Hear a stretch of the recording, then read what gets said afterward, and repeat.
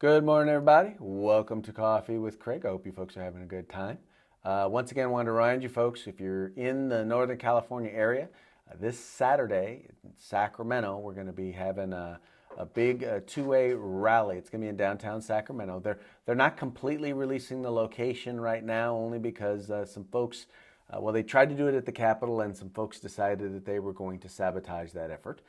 So there's another effort that's going to be taking place, but I'll be letting you know tomorrow morning exactly when and where we're going to start the rally and where we're going to be doing the march. So I want to make sure you guys keep that in your thought process as you're planning your weekend.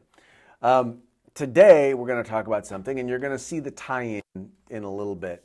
But you know, we're always talked to once again by the anti-gun left, the people who don't like firearms, don't own firearms, about how to be a responsible gun owner. And I love that. It's kind of like the people who, you know, don't have any children want to tell you how to be a good parent. So those who know nothing about guns want to tell you how to be a responsible gun owner.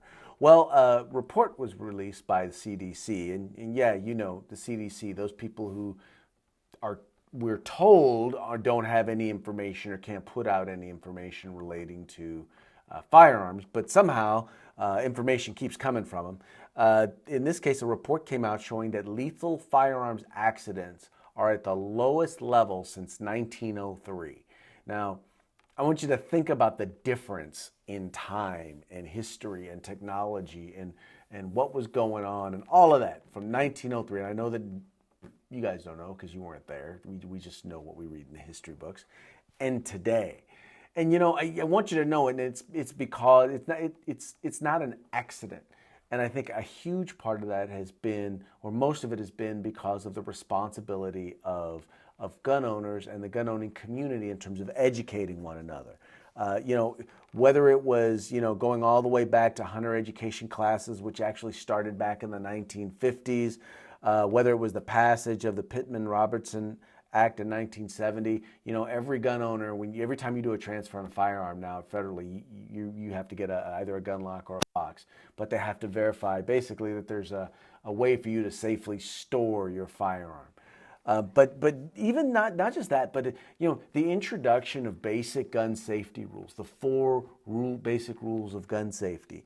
Those are the sorts of things that, you know, you teach people. Even, you know, when I go out with first-time shooters, it's the first thing we talk about, and we drum it into them because you want them to know, you know, look, these, you know, I'm no shooting expert, but even I know those. My kids are not shooting experts, but when I go shooting, they know those very basic rules that help keep accidents from happening. And it's funny because, you know, basically what they're saying right now is the odds of dying from an unintentional discharge of a firearm is 1 in 6,905, which falls right between dying as a petty cyclist incident or air in space incidents. I don't know what an air in space incident is, but chances are you're not going to die from it. But I think that's important because here's the thing. You know, you think about when you walk into a gun store, and I can only speak for California. I've been to some Nevada gun stores, but specifically in California, you walk in and there's all of these postings everywhere that are required by law, that are supposed to be posted. And now here in California, we have a Republican Assembly member, Catherine Baker, who's decided you need another sign. You need not just another sign, but we need to put stickers on the guns to tell you stuff like children are more likely to get into an accident with your gun if you have a gun in the house, or you're more likely to commit suicide if you have a gun in your house. I just think that it is insanely stupid, number one, especially with all of the warnings that already are mandated by law. And at least most of the warnings that are mandated by law right now are basically statements of law. What Catherine Baker is one of the first people that is actually introducing legislation that there is no statement of law in her particular bill. It's all about opinions, and it's all about promoting propaganda. It's much like what happened with smoking.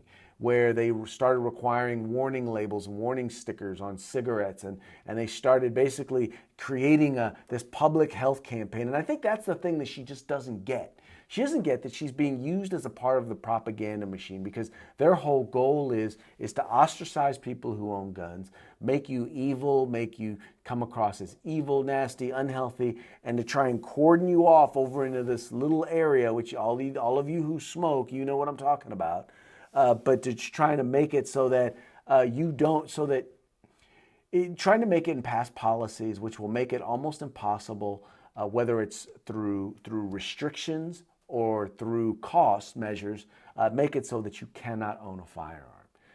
So it may not seem like a very big thing, requiring a label or requiring a sign, but it is. And it's by partnering with the Brady campaign, and that's exactly who she's partnered with, by partnering with the Brady campaign, she's basically buying into that whole narrative and the promotion of the propaganda. So we still want to encourage you.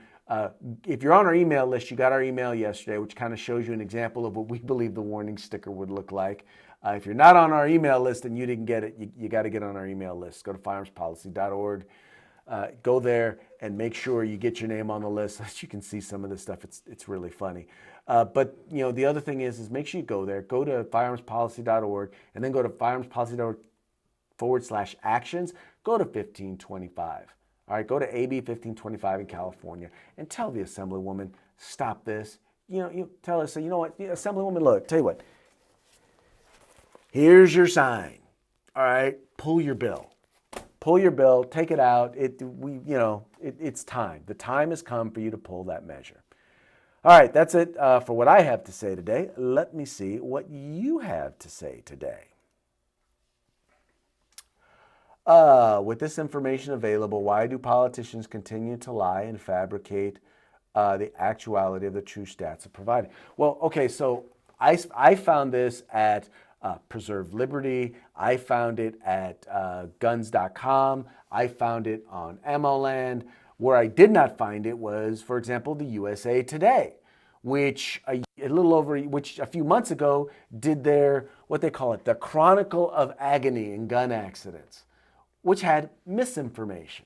See, they're only promoting, the mainstream media is only going to promote information that is consistent with their perspective.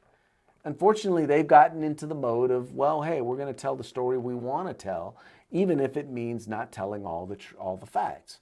So that's the reason why they're not hearing it. It's because it's not in the mainstream media. And quite frankly, even if it was, because the facts don't support the anti-gun politician's position, they're not going to pay attention to them.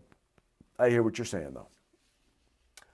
DOJ puts California at risk by limiting our choice of newer, better engineered firearms. A public safety lawsuit, maybe. Well, first of all, the Department of Justice is not the one who created the roster. The California legislature and the governor at the time were the ones who created the not unsafe handgun roster. So if you want to deal with it, you need to take that up with them. But that is something that's actually being fought in the courts. If you take a look at, we actually just posted a couple of days ago hearings from Pena v. Lindley, which actually does in fact challenge the not unsafe handgun roster. So there's already a lawsuit going through the courts, but folks, you got to understand, these things, they take time. It is, we've got lawsuits that are 8 years in the making, trying to get them through this judicial system. And 8 years and a whole lot of money.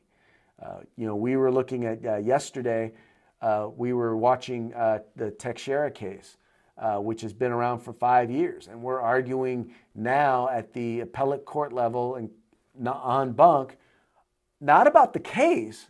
We're arguing about whether or not we get to put a case on, whether or not we get to actually argue about the case 5 years later. So, yeah, no, it's happening, man, but it takes a long time. Yeah, I lock up my firearms now. I can throw a lock at the bad guy who breaks into. I can throw a lock at the bad guy who breaks into my house. Yeah. Well, I do think it's important that as gun owners that we are responsible. But part of being responsible is being responsible. No law is going to make you responsible. Because you require me to buy a lock doesn't mean that I'm going to use that lock. It is the importance of those of us who are fellow firearms owners, those of us who are in the firearm gun owning community, to educate one another about the importance of making sure that we do safely store our firearms, and that those in the house do understand and know, one, have appropriate respect for firearms, how to use them, and all of that. Instead of hiding them away and saying, not saying anything to your kids about firearms, they need to be educated to have an appropriate level of respect for what they are and the purpose of a firearm. A child is not going to play with something if they know exactly what it is and what the purpose is. And then you, once again, as a responsible adult, need to be able to understand, to educate your kids that, and also make sure that it's stored safely when you're not around. That's just me. Red tape rangers. Yes, that is exactly what is going on in the courts, and especially in the Ninth Circuit. I mean, it's the largest circuit of all of the courts. So, and tons of really controversial cases are coming out of the Ninth Circuit. And the worst part about it is that the judges are not. Many of them have a political bent, and they're going to make sure that their particular political bent it plays out in their decisions. And it's unfortunate, but it's something that we got to deal with. This is Jeff Chase. These same politicians refuse to back truly effective NRA safety training programs such as Eddie Eagle for purely political reasons. Exactly. We have money that we pay every time we purchase a firearm that's supposed to go to firearm safety that does not go to firearm safety. Why don't they support those programs? Used to be gun safety was something, you could teach it in school. Not anymore. It's not a part of curriculum anymore because they're not really interested in gun safety.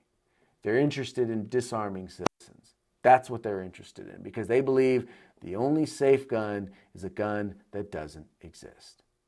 So, on that note, that's it for Coffee with Craig today. You folks take care, have a fun day, and remember to stay free. If you like our videos, follow, subscribe, like, and share.